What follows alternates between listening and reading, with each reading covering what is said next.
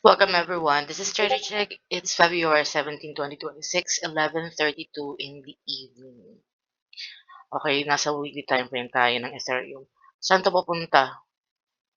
Head and shoulders pattern yan. Neckline, broken.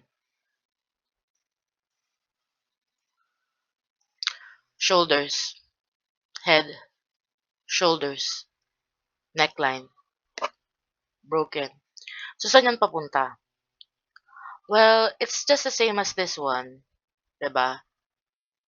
So, kung ito ay isang head and shoulders pattern, saan to possible pupunta? Probabilities. Click sa swing high, swing low, hatak papunta ng retracement, 100%. Kung ano yung dinump nito, initially, after niya mag-retrace, yun din ang idadump niya. So, most probably, malaki din ang probability na gagayahin niya yan.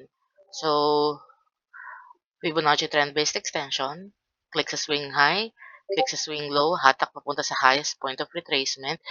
Okay, nag-iintay na lang mag-break ang 1,900. And ang goal is 1,123 US dollars approximately. Okay, approximate yan guys. Nasa weekly time frame tayo, so konting mali or galaw pagdating sa charting, malaki ang discrepancy. So, paka-chart nyo din sa sarili nyong screen.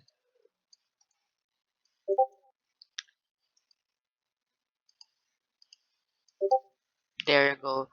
But this is the approximate amount.